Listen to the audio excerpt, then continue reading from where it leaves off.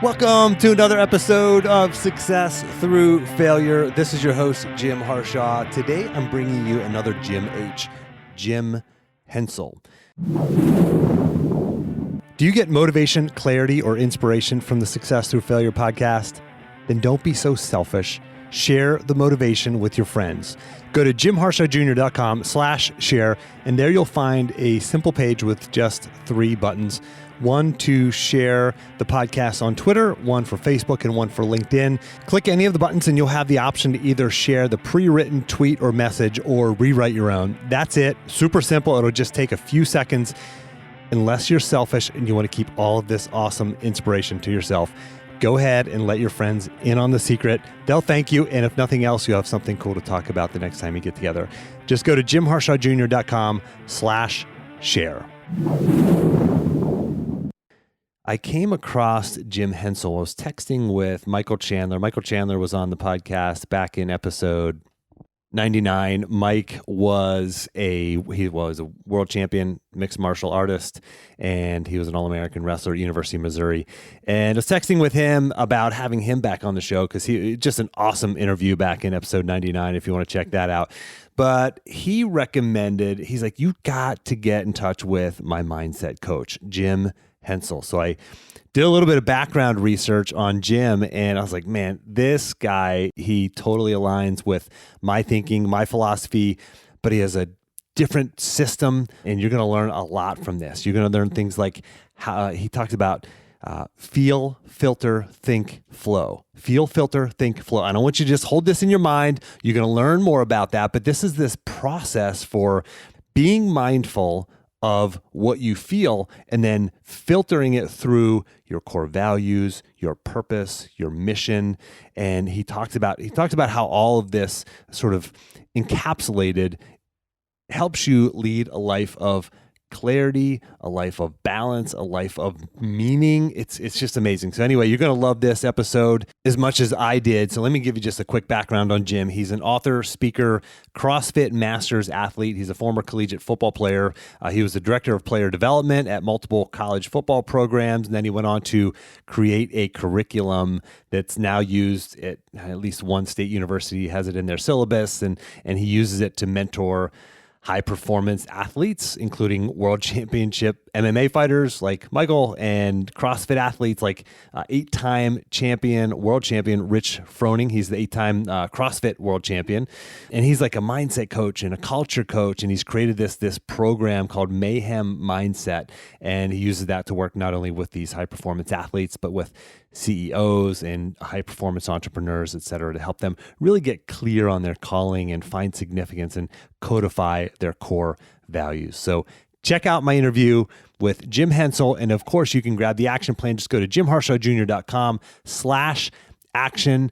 And if you want to grab a time to talk with me to really sort some of this out for yourself, you can go to jimharshawjr.com/apply, and that will give you a link to my calendar and show you a time when you and I can actually jump on a 30-minute one-on-one free clarity call. So give that a check. But without further ado, here's my interview with Jim Hensel. Jim, welcome to the show. Jim, thanks so much. Excited to be here with you. Yeah, well, likewise. Why don't we just start with this? Tell us about your background. Tell us, where you grew up and kind of the short version of how you got from there to where you're at now. Yeah, I'm a kid from Colorado and spent most of my formidable years in Colorado, now living in Tennessee here. So, athletics has always been a really important part of who I was. And so I did that through high school and college and then got into coaching. Most of my time spent in the football world, and then kind of out on my own and now, Mayhem Mindset, what I do for a living, I have an opportunity to coach and connect with people in all different kinds of environments, from sports to business so, it's kind of wide open now, and I'm excited. I get to talk to all kinds of amazing people all over the place. Are there a lot of connections between the mindset stuff when you're talking, sports and business? I mean, those are two totally different things, but you coach folks in both, right? I'm excited to kind of share with you a little more in detail about what I do, but this idea of organizing your core values, establishing identity, and then writing it into a code, man, it applies in all areas of life. So it just doesn't matter. I mean, it doesn't matter if I'm talking to the barista at the local coffee shop, or, you know, an MMA fighter who's a world champion, or CrossFit guys that are world champion. It's all applicable.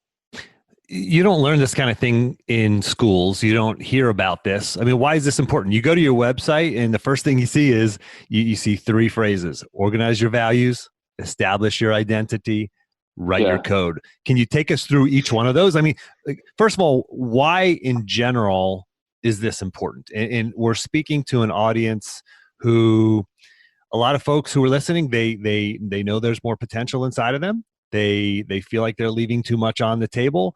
They're not sure how to get from here to there. Maybe they're working their butt off every day, going 100 miles an hour, getting 100 things done, but they're not sure they're actually working on the right things, and they don't feel like they necessarily move the needle in their life to really maximize their potential. So, like, that's who we're talking to. What does this? Why is this important to them? I think I really identified with your website and some of the things that you say, you know, about failure. My best friend calls me the stupidest smart guy he's ever met. and all of everything that I know today that I believe in, that's truth for my life, came from failure. I guess I wasn't really tested, honestly. Who I was as a person, if you want to talk about identity or core values, that wasn't really tested in my life until I was in my 30s. And the bottom line was, my wife left. I'd been married to my high school sweetheart. I'd known her since I was probably 8 or 9 years old, and we had 2 children who were 3 and 5. And she didn't want to be married anymore, and she left. And that was probably, you know, the darkest time in my entire life. And in that space, what I realized and kind of was hit in the mouth was, I mean, I don't even really know why or how I want to move forward at this point. I mean, I know I was face down depressed, and other than those 2 little girls who I was going to be responsible for, this was really searching for reasons to come forward and struggling with ultimately what I really believed in. And what I realized in that hard time was that I didn't own my beliefs. I didn't own any of my core values. They were my father's, or maybe some preachers or something like that. But I really hadn't done the work to be prepared for tough times. I thought I was ready. And in Mayhem Mindset, ready means that your emotions are under control right now, but you haven't done the work. Prepared means your emotions are under control, but you've actually done the work to be ready for adversity. And so in that really tough time, I began to grasp for what was real in my life and what I really believed in, and I didn't own it. And so I was sinking in a hurry. And it's a little bit analogous. It's crazy with the virus stuff going on right now. When it's just true, I don't know a mature, responsible person who's not trying to make their biggest choices and decisions based on their strongest beliefs. We all do it. It's just true. The problem is that when momentum or our systems or our habits fail us, we have to have that position of strength, which are those strongest beliefs and those core values. And in the culture that we live in, so many people haven't stopped to take the time to decide what that means in their life. Right. And that's the space I was in that really dark time. And so I had to figure it out. I think that what resonates most with me, what you just said there, is like, most people have not done the work, right? They're waking up, they're going to work, they're going through their day, they're doing their thing.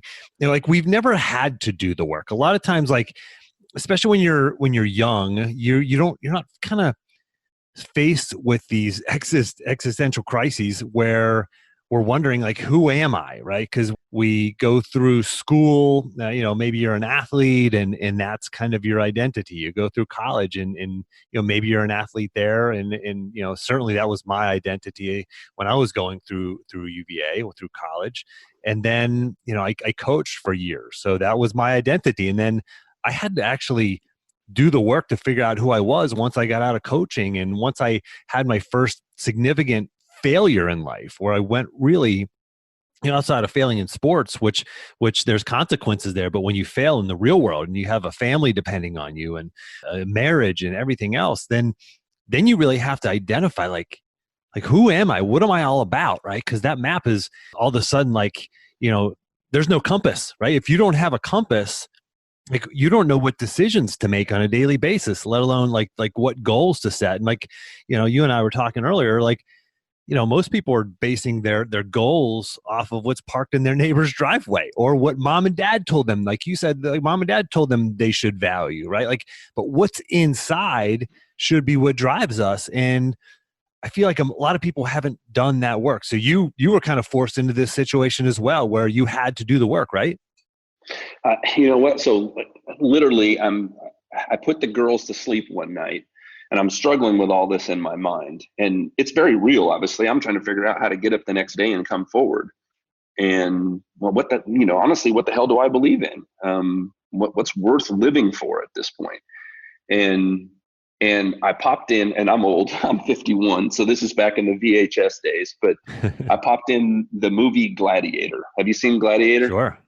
And it was on the scene where the main character is Maximus, and he's been a general, and his wife's been murdered, and his son's been murdered, and he's been stripped of everything that he is, and he's squared off on the floor of the Colosseum as a slave or just a gladiator, and he's facing Commodus, he's basically usurped his father's throne, and Maximus has this helmet on, and he's concealing his identity. And Commodus demands that Maximus take the helmet off and reveal who he is. And in this moment, Maximus does that. He flips the helmet off, and then Maximus defines himself. My name is Maximus Aurelius Decimus, general of the Felix Legions, father to a murdered son, and he just goes through, and I rewound it multiple times.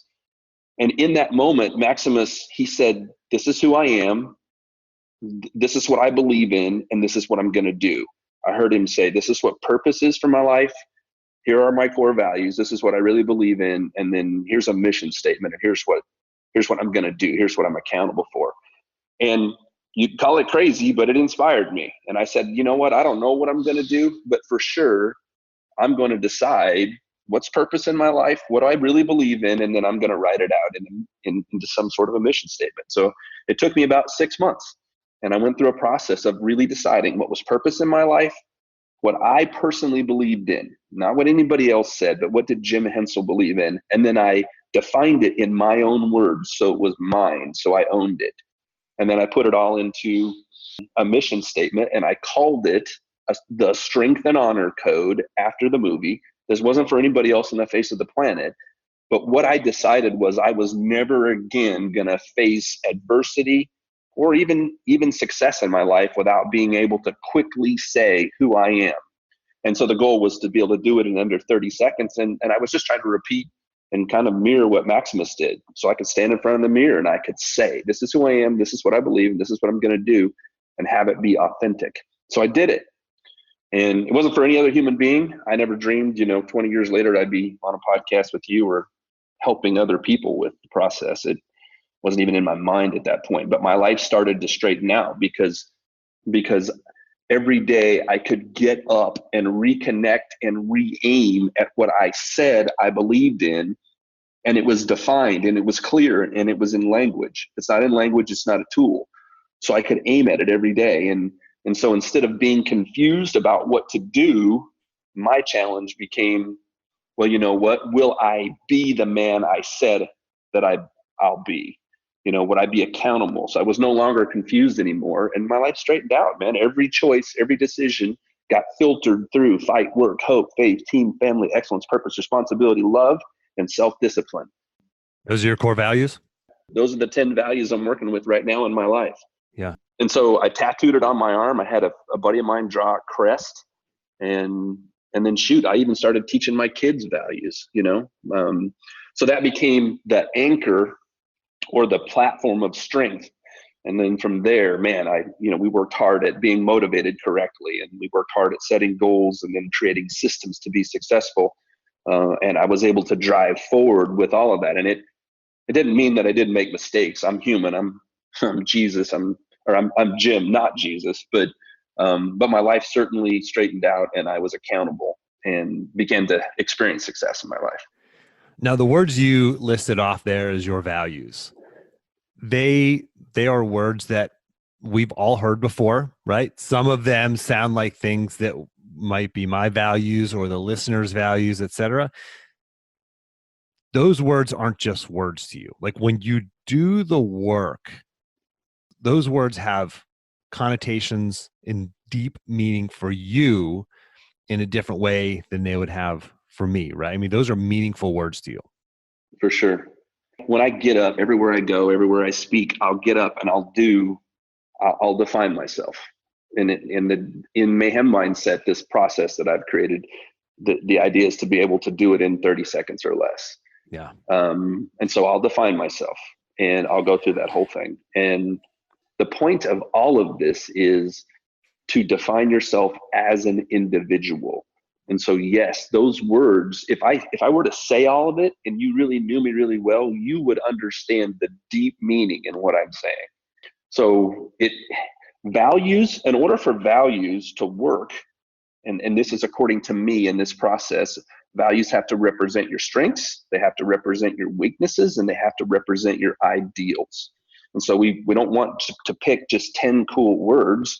We want to pick words that actually you can connect to in an authentic way. And then I want you to be able to define them in a way that rings true to who you are and what you believe. Otherwise, it's not authentic, and then we've just picked words.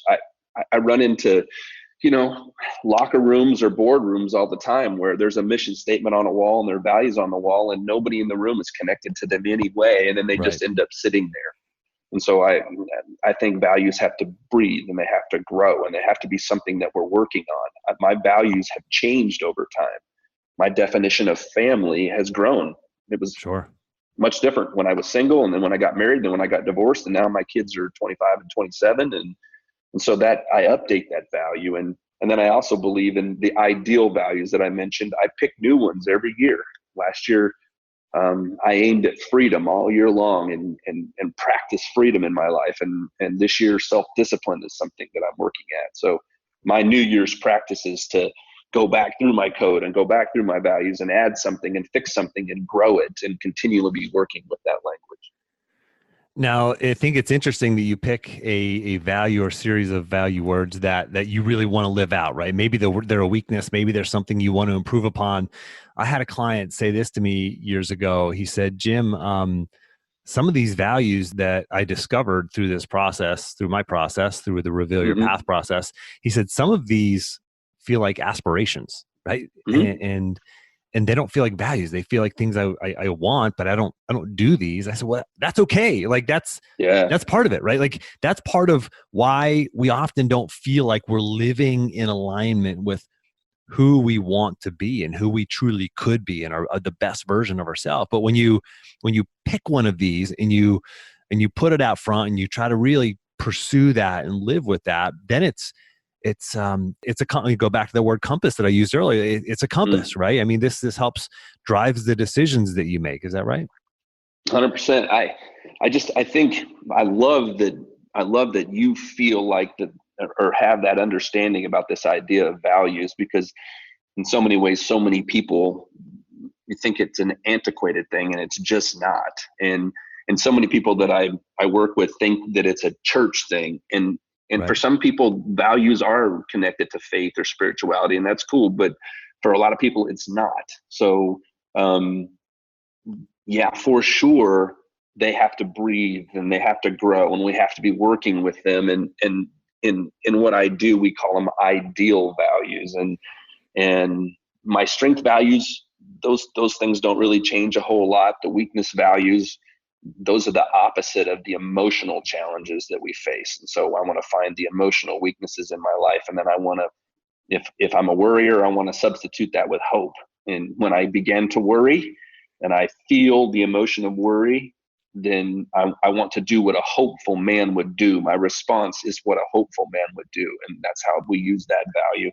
And then like this year, I know if I'm going to grow my message and now the business that I have, I've got to become more self-disciplined. And so I'm already pretty freaking self-disciplined, but I need to be better at it. And so self-discipline was something that I'm thinking about. It's the lens or the filter that every choice and decision comes through. So I agree with you 100%. Sometimes people are, I don't know. Yeah, if it's something that you believe you need to operate in and that you need to aim at it, then that's a good place to start. What does that process look like? I mean, you don't have to take us through it step by step, of course, but in your Mayhem Mindset course, what does the process look like where you're helping people organize their values, establish their identity, write their own code? Yeah, well, I mean, what happened was after I kind of went through this process for myself and then had it nailed down, I went back to work and just doing my regular job, and then started doing some things where went back to coaching football. That's what at my high school as a volunteer. And then I realized that some of the things that I had worked through would be better served just helping other people kind of sort that out for their life, and kind of fill those gaps. And so it's evolved into an 11-week process. It's not for everybody. It's not motivational. This is for somebody who really is wanting to dig in and has the time and the energy to do some personal development work.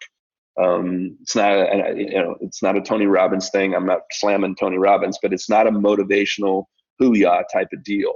You're going to face 11 weeks right up front. You're going to have 7 challenges, and I'm going to put you in a spot. The idea is this is the question I want you to answer.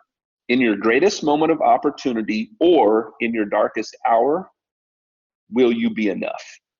Can you count on yourself? And then can the people who trust you, can they count on you? That's what I believe we're all trying. This question, am I enough, is a question all of us at some point in our life are trying to answer. So we start there. And then what I want you to do is take the way you say what you believe and put it on the shelf. I don't want you to articulate and write and talk about the things that you say you believe, your values, like you always have, because I want you to gain new perspective. And so each one of the challenges that you work through is designed to kind of strip you of everything and force you to be able to work through and describe and talk about who you are and what you believe in a way that you haven't done it before, because we're trying to gain perspective. So, for example, I talked to Rich Froning. Rich Froning is, 8-time world CrossFit champion. And my first question to Rich was, hey man, if I take CrossFit away from you, who the hell are you? Right. Let me take it away from you. Let me take everything. How about if I take your wife away from you? How about if I take your job away from you? Let me take all that and let's strip you of all of that. What are you left with? Let me take, and we call it in mindset, the task. Let me take all that away from you. Who do you be? What are your values, your talents, and what is purpose? And so the process is really designed to each week throw something new at you, force you to kind of work through that during the course of the week, have the tool that I want you to work with front of your brain. And then you do a little bit of writing each week and some journaling. So that by the time we get through the course, we get to week 8, we've got this body of work that represents your emotions, good and bad, things that you believe in. And then we can go from there and really organize this into a strong set of values that represent all of who you are, and then put that into language so you can hold yourself accountable. It's crazy because I've never had anybody ever in now what's 14 years of this process where I've challenged somebody in 30 seconds or less to find yourself. And I want to know purpose, values, and a mission statement. Ready, set, go. Right. Nobody can do that. Right. Unless you do the work. I was in a board meeting with 8 CEOs of companies that you would know if we listed them. And I challenged each one of those men that way, and they didn't know. Only one of them. Because they're great X's and O's guys. They got the system down, man. But honestly, they couldn't remember what the values were in a really critically clear, concise way, Right. Yeah. I mean, I think about myself. This is the work that I do. I can do 2 of the 3 of those, but the mission statement, I mean, I have a purpose statement, and I know my core values. But I can hit 2 of the 3, but it's like the level of clarity just that gives me, that I have is, it's such, you make mistakes, stuff is still hard, but it's a different plane of living. It's this ability to live with clarity, with consistency of who you are. I like to ask the question, like, who are you without your job title or salary? But I don't know that that goes deep enough. And I think this is, pretty much exactly what you're saying too, is like, I've been asking people, what if you have to move out of your home, move out of your community, move out of your town, move out of your country, and you're thrown into a refugee camp in another country?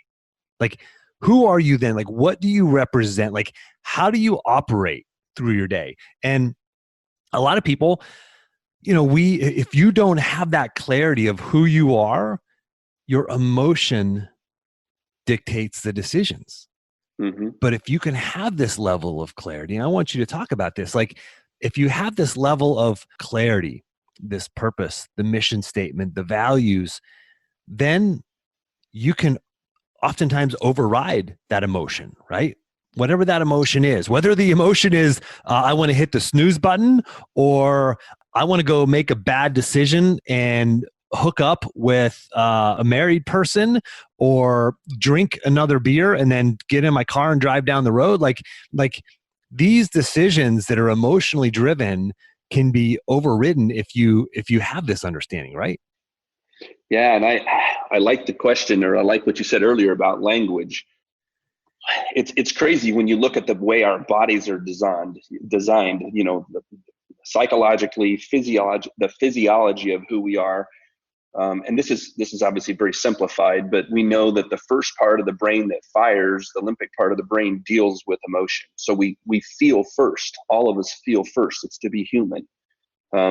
The second part of the brain that works is the neocortex, and the neocortex puts language to the emotion. So for me, I created a tool, and it was this: feel, filter, think, flow. And I'm a systems guy. So I got to have it laid out like that. I know I'm going to feel first. Man, this filter piece, I don't have that. I got to work at that. And the filter is I call it who you be, or these values. And so we've got to create that so that when we feel, we've got a fighting chance, because who we are and what we believe has been put into language.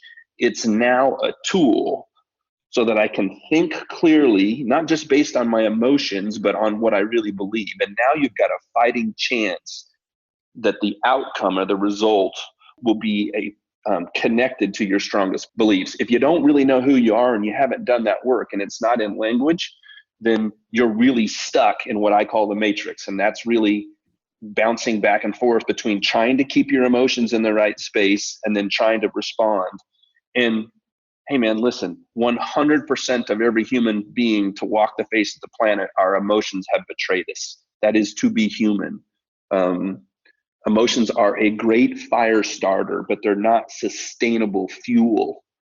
And so this idea of really having some sort of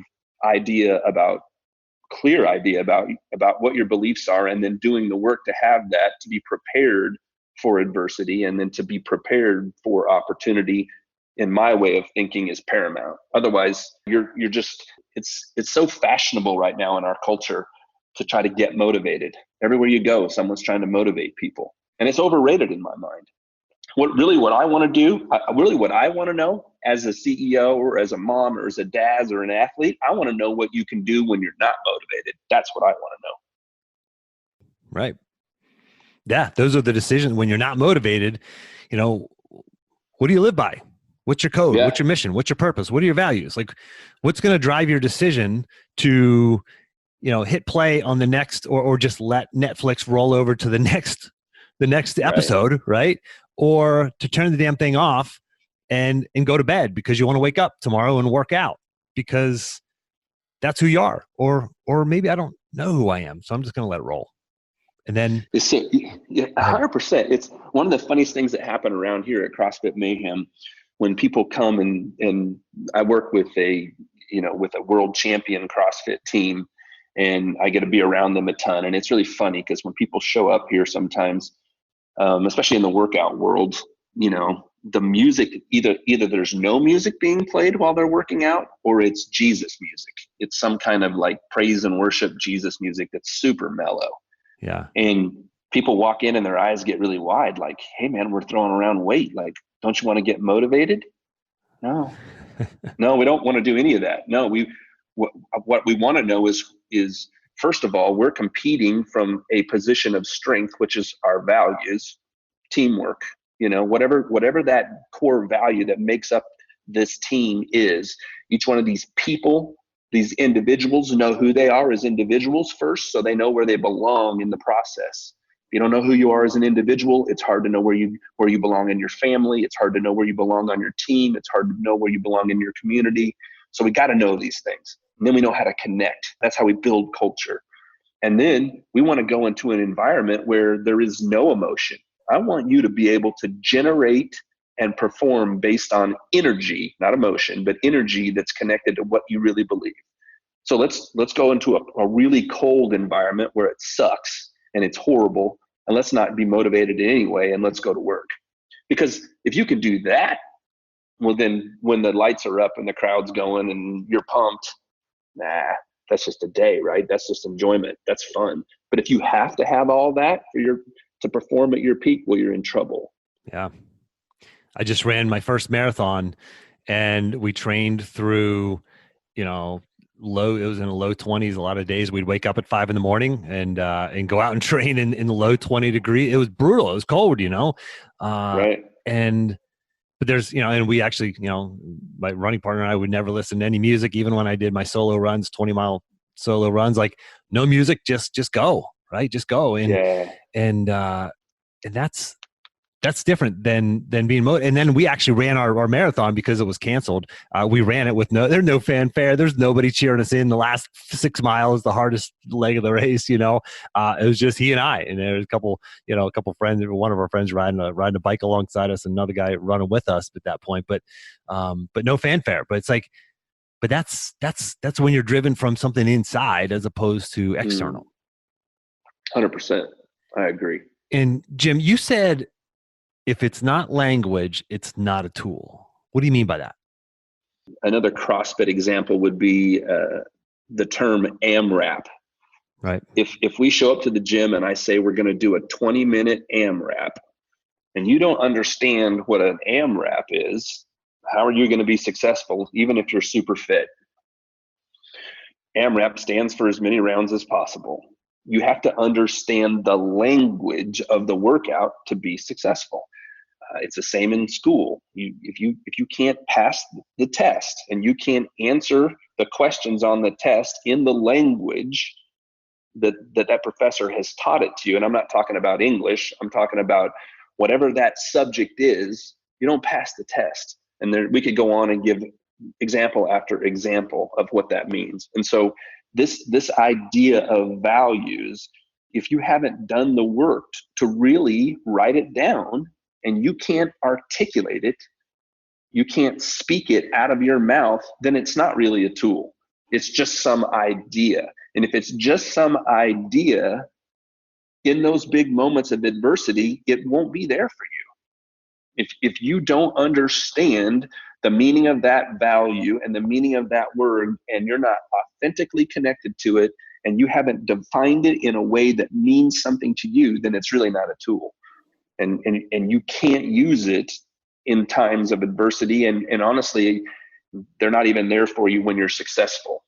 I started to talk about this situation that we find ourselves in with the COVID-19 thing. And, my business is kind of booming right now, and people want to be in the conversation. I keep saying none of this matters until it matters. And people's, the way that their businesses have operated, their days have operated, the momentum, the habits that they've had, they've all changed, and they're not there anymore. Well, then what do you have? This is this idea of taking everything away from you and then saying, well, what drives you? What are you living for?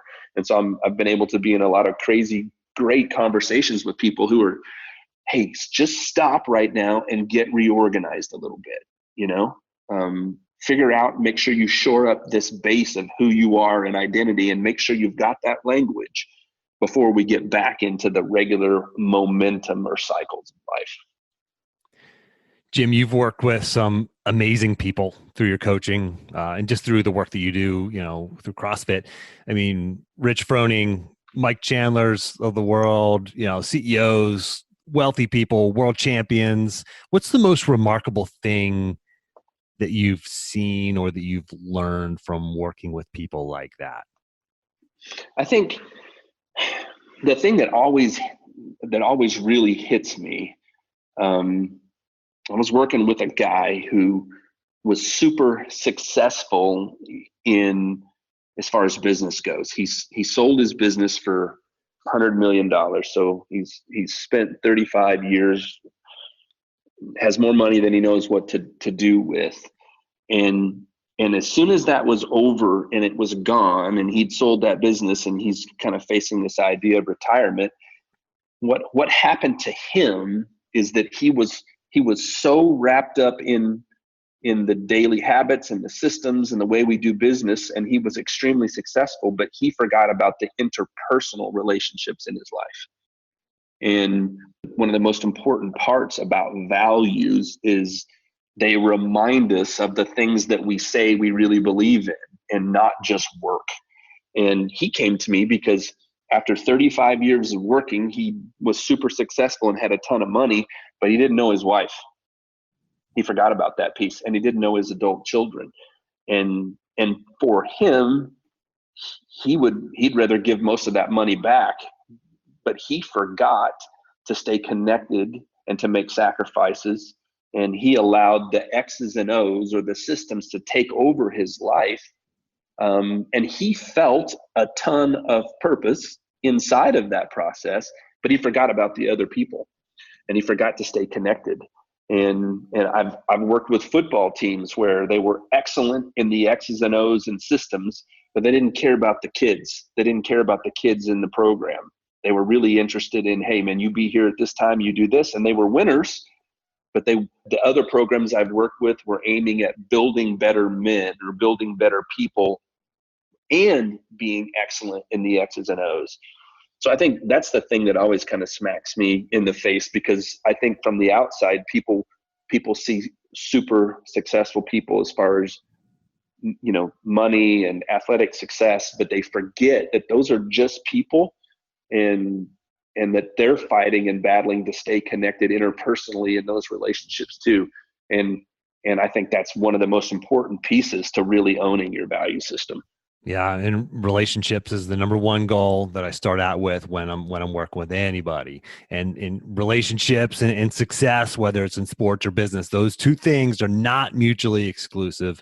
There's plenty of examples of people who are doing both ends of the spectrum correctly. So Jim, what about you? Like, what habits do you feel have really set you apart, have helped you over the years achieve this success? And what would you look back and say, yeah, this is the habit, or these are the habits that I've done that are most responsible for my success? I've worked so hard at this idea of living by my code that it's really, really, it just kind of pours out of me now. It's really the perspective that I use. And then I've worked on creating what I call mindset tools to be able to implement this idea of the values. Here's what I believe, and here's the tool that I'm going to use. My tendency, my nature, my design is to be very aggressively truthful. Just to give you an example, I'm kind of a coach. If you were to ask when you read or you listen to my code, I say purpose in my life is to challenge, exhort, and encourage. Challenge, exhort, and encourage, if that's not connected to positive values, just makes me a jerk. And early in life, I thought I had something to say, but because it wasn't tempered and it wasn't connected to values, challenging people, exhorting them, telling them that they're stupid, telling them that they're doing it wrong, got me in a lot of trouble.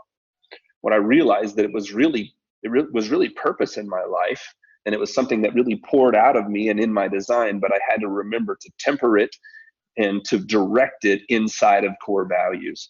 And so I approach one of the mindset tools that I use is this idea of grace versus truth. And I approach almost every conversation that I'm in with, okay, do I need to be super truthful here?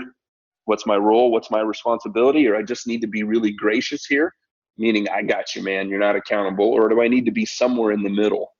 And so for me, I have 2 or 3 of those tools that I use every day, and they help me make sure that my emotions are in the right place and that I'm connected to my values.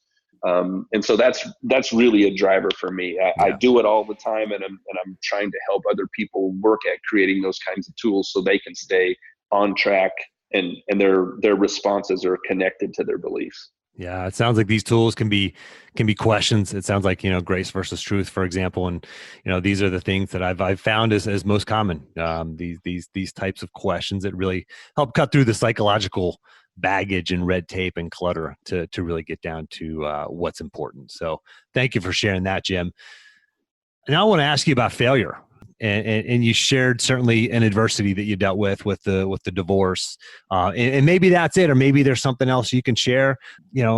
People look at someone like you who works with elite performers, and you're an elite performer yourself, and have built this business and this brand, and everything's probably just easier for that guy, right? Can you tell us about a time when you failed, and how you were able to work through that, and the value of that failure? Failure is a prerequisite to success. Failure is if you're not willing to fail. I look at it, the phrase that I created for my life was taking purposeful risks. And that's the language I created in my code. So if I am not willing, and I'm not talking about running off willy-nilly and being crazy, I'm talking about purposeful risks. If you're not willing to do that, I don't think you can be 100% of who you were created to be. If we're so concerned about what other people think, we can't live and operate in the present. Our minds are so worried about the past or afraid about the future. We can't understand and work through that. And then if we can't get our emotions under control, and we're not willing to work at controlling our emotions, I don't know that you can be 100% of who you were created to be. So I believe very much athletically, business-wise, we have to take purposeful risks. We have to be willing to put ourselves out there. And if we don't develop an appetite for that, we can't be successful, because you're going to stay on the sidelines. You're going to be coach conscious or conscious of what other people think. It's crazy in the culture we live in now. Everybody's super concerned about what other people think about them. And it makes this idea of understanding who you are as an individual even more important. I am willing to fail every day. I am willing to talk about my weaknesses and the things that I face in a very open way. And then I'm running back to what I believe is identity in my life for the answer. I failed today. I failed miserably today when it came to a power clean workout. I was all right with that because I got stronger today. And I fail when I walk to the door and don't respond to my wife right. And my values remind me to stop and apologize and to say I'm sorry and to ask for forgiveness and come back around and do it again. And I failed in a conversation with my older daughter the other day, and I said too much. And I knew when I got on the phone, she's 27 years old. I was not going to be her dad in that moment. I was just going to be her friend. And she's facing some big things in her life right now. And I knew I should have been quiet, and I said too much. And it was something that she needed to figure out for her life. And I had to call her back a little bit later and say, I'm sorry. And so running at failure, taking purposeful risks is foundational and key if you want to be 100% of who you were created to be. Yeah. And for the listener, Jim said failure is a prerequisite for success. And part of you might think like, yeah, that's just something that a mindset coach would say, right? That's like what you're supposed to say. But like, you can feel the emotion in his voice. Like he means it. Like this is truth. This isn't like everybody. I think most people logically at a logical level understand this. Yeah. Of course, failure is a prerequisite for success. Yeah. Like failure. Yeah. But like, not for me. Like it's not supposed to happen. Like that's good for other people. But when I fail, it actually means I'm not good enough, not smart enough, not capable enough. Like, no, that's not true either. Like your failure, which makes you feel a certain way, and I'm going back to feel, filter, think, flow. Like it makes you feel a certain way, but wait, put it through the filter, right? Are you still living by your values? Like, okay, think about this. Think about what you learned, right? Think about the purposeful risk that you just took, and now flow. Now step forward. How do I move forward through this and take the value from it? It's a drag, it is a bummer when you get into the spot, kind of where I'm at this point in life, and to try to convince somebody or to remind that person, no, man, like I was face down depressed. I had $6,000 left in my bank account. I was not, by any means, nobody would have looked at me and said, Jim's a successful person, by any means. I'm not even good enough for my wife. What the hell's the matter with me, So, and I sold everything at one point, everything I owned after my last kid went to college, and lived in a camper for a year because I was flat going to change the trajectory of my life, and really went to work at really being able to communicate what I'm talking to you about now in a really clear way. So I don't know. I mean, what do? We just come forward, but yeah, I believe it. If you're not willing to put yourself out there in a purposeful way, I'm not talking about illegal, immoral, and I'm not talking about in an emotional, crazy way. I'm talking about in a way that's connected to your values and it's designed. And I don't know any other way to really get to reach your potential. Yep, absolutely. So many good things can come from it. And certainly what we're learning right now here today and through Mayhem Mindset all stems from that failure. So the world is a better place for having you having, dealt through that and come through that dark place. So thank you for sharing that. For Jim, for the person who's saying, okay, I'm in, tell me what to do. Next 24 to 48 hours, what can I do? What's an action item that the listener can take in the next 1 to 2 days to start moving towards their goals and implementing what they learned here? Man, I think the first thing I would challenge somebody to do is stop right where you're at and list 5 core values. Just make a short list. Just stop, take 30 minutes and think about it like this: the biggest rocks in your life. I mean, things that you really believe in, regardless of emotion and regardless of what anybody else says. Make a list, just put 5 down and then define them.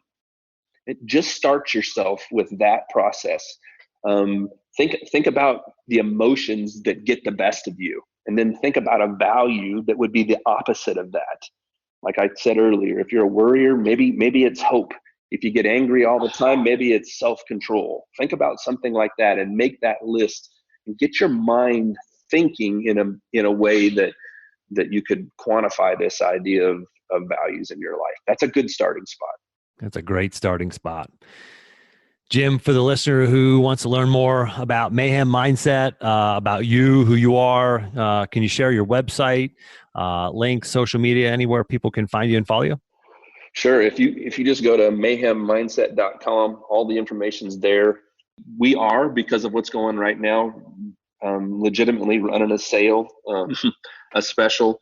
I do a deal where I do office hours every Monday night, and so people can they can get involved and get connected in the course. It's only $400 right now for the 11-week course, and then every Monday night you can get on a Zoom call with me. And as you move through the course, I'm there to kind of coach you, and then you can kind of connect with the community and the other people that are out there who are working through the process. And that's really valuable to hear other people's perspectives and to have people who are kind of sharpening each other as they walk through the process of really deciding who they are as individuals. So that's available if somebody's interested. Excellent. And for the listener, I'll have links to all Jim's social media, website, all this good stuff. I'll have it right there in the action plan. You know what to do, jimharshawjr.com/action, and grab the two or 3 page PDF that we're going to create from this episode. Jim, wow, man, I don't know what to say other than that was awesome. So on behalf of all my listeners, man, thank you for making time to come on the show. I loved it. Thank you. Likewise. And for the listeners, as always, until next time, take the time to get clear on your goals and embrace failure as a stepping stone on your path to success.